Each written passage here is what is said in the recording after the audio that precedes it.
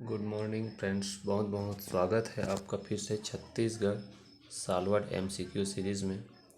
आज देखेंगे पंचायतों में आरक्षण का प्रावधान, इससे संबंधित क्वेश्चन आंसर।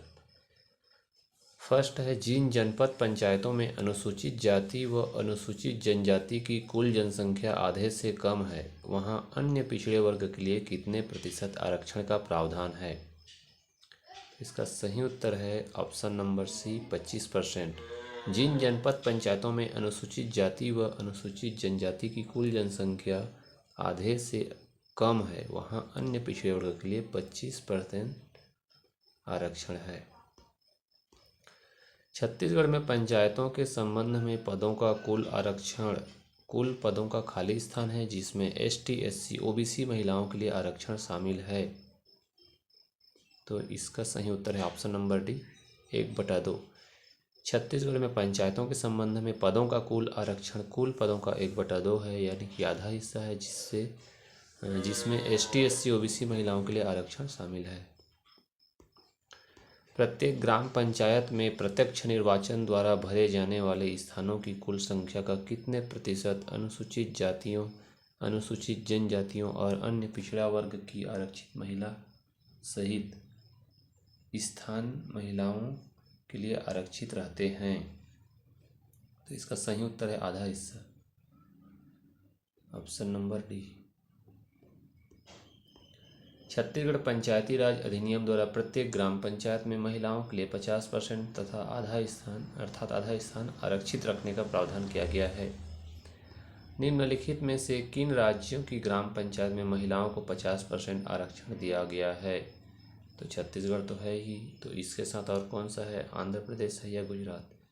तो सही उत्तर है सी, यानी कि तीनों प्रदेश में आंध्र प्रदेश, छत्तीसगढ़ और गुजरात तीनों जगह महिलाओं को 50% आरक्षण है।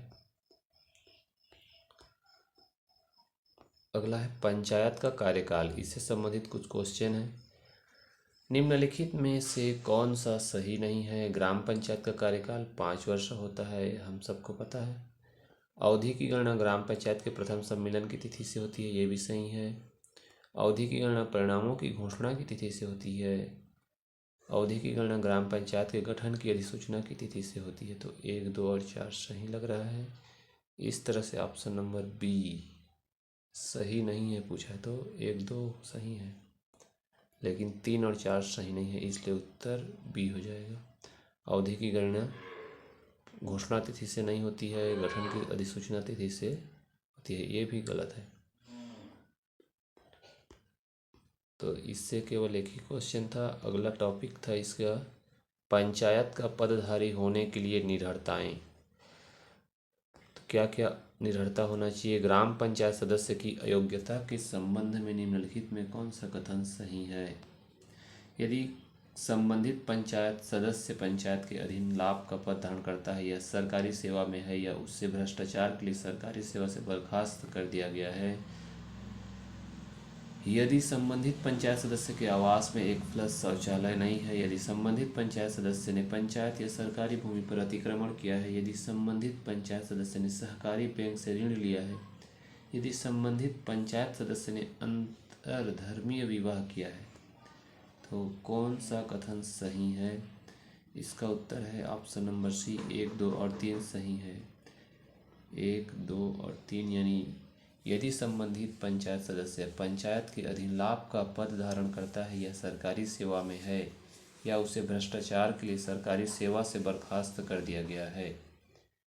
दूसरा, यदि संबंधित पंचायत सदस्य आवास में एक फ्लश शौचालय नहीं है, यदि संबंधित पंचायत सदस्य ने पंचायत या सरकारी भूमि पर अतिक्रमण किया है, तो ये अयोग्यता को दर्शाता है उसका। अगला, पंचायतों की शक्तियाँ, प्राधिकार एवं उत्तरदायित्व। निम्नानुसार उल्लेखित में से कौन सा कृत्य ग्राम पंचायत के कृत्यों में शामिल नहीं है। स्वच्छता एवं सफाई, ग्रामीण सड़कों एवं पुलों का निर्माण तथा अनुरक्षण, कानून व्यवस्था, जन्म मृत्यु एवं विवाहों के पंजीयन संबंधी अभिलेखों का संधारण। तो इसका कृत्य नहीं है सम्मिलित, तो कानून व्यवस्था।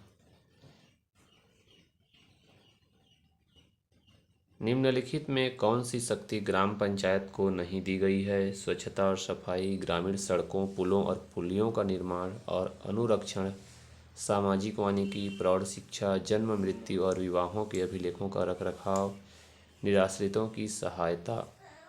तो कौन सी शक्तियाँ नहीं दी गई है? तो तीसरा और चौथा है सामाजिक वानिकी और प्रौढ़ शिक्षा। ये दोनों ऑप्शन सही हैं। जनपद पंचायत के कार्यों के संदर्भ में निम्नलिखित में से कौन सा सही नहीं है? एकीकृत ग्रामीण विकास, सार्वजनिक बाजारों और सार्वजनिक मेलों का प्रबंध, आर्थिक विकास और सामाजिक न्याय के लिए वार्षिक योजना तैयार करना, प्राकृतिक आपदाओं से आपातिक सहायता की व्यवस्था। तो सही नहीं है पूछा है तो ऑप्शन नंबर सी है, आर्थिक विकास और सामाजिक न्याय के लिए वार्षिक योजना तैयार करना। जनपद पंचायत के कार्यों के लिए कौन सा सही नहीं है? तो अगला है टॉपिक, पंचायतों की निधियां और पंचायतों के द्वारा कर अधिरोपित करने की शक्ति। ग्राम पंचायत द्वारा अधिरोपित किए जाने वाले अनिवार्य करों में क्या सम्मिलित नहीं है? तो ग्राम पंचायत द्वारा अधिरोपित किए जाने वाले अनिवार्य कर में क्या क्या सम्मिलित नहीं है? इसमें ऑप्शन में स्टार दिया है, तो इसका व्याख्या को देखते हैं हम लोग। ग्राम पंचायत द्वारा अधिरोपित किए जाने वाले अनिवार्य कर कौन कौन से हैं? यहाँ पे दिया हुआ है। ग्राम पंचायत के अंतर्गत आने वाले बाजार या स्थान का कोई भवन पर कर, न बाजार या स्थान या कोई भवन पर कर। ग्राम पंचायतों के सीमा के भीतर कोई वृत्ति या व्यापार करने वाले आजीविका चलाने वाले व्यक्तियों पर कर। कोई भी व्यापार हो, वृत्ति हो या फिर आजीविका चलाने वाला व्यक्ति। इसके अलावा भूमियों या भवनों या दोनों पर संपत्ति कर। ग्राम पंचायत के अधीन किसी बाजार या स्थानों पर बेचे गए पशुओं के रजिस्ट्रीकरण पर कर। यदि ग्राम पंचायत द्वारा प्रकाश व्यवस्था की गई है तो प्रकाश कर लिया जाता है। निजी संडासों पर कर, जबकि इनकी सफाई ग्राम पंचायत अभिकरण द्वारा की जाती है। तो इसमें कौन कौन सा ऑप्शन है देख लीजिए। ये प्रकाश एवं प्रकाश कर, वृत्ति कर और बाजार फीस, बैलगाड़ी स्टैंड के लिए फीस, धर्मशालाओं पर फीस, सरायों अभी तो पढ़े थे। तो 1, 2, 3, 5 ऐसा ऑप्शन 4 नहीं था किसी में, इसलिए इसको स्टार लगाया गया है। अगला है निम्नलिखित करों में से कौन सा कर ग्राम पंचायतों में नहीं लगा सकती हैं? तो गृह कर, वाहन कर, तीर्थ यात्री कर, प्रवेश कर। तो ये प्रवेश कर नहीं लगा सकते। अगला टॉपिक इसी में, पंचायतों के लेखाओं की संपरीक्षा जांच। किसके द्वारा पंचायतों के लेखा और अंकेक्षण का रखरखाव किया जाता है? ऑप्शन नंबर बी, राज्य विधायिका द्वारा बनाए गए कानून के द्वारा पंचायतों के लेखा और अंकेक्षण का रखरखाव किया जाता है। पंचायतों के लेखों का अंकेक्षण करने के विषय में सही क्या है? तो राज्य सरकार के नियंत्रण में एक पृथक और स्वतंत्र अंकेक्षण संगठन लेखा का अंकेक्षण करता है। ये डी ऑप्शन सही है।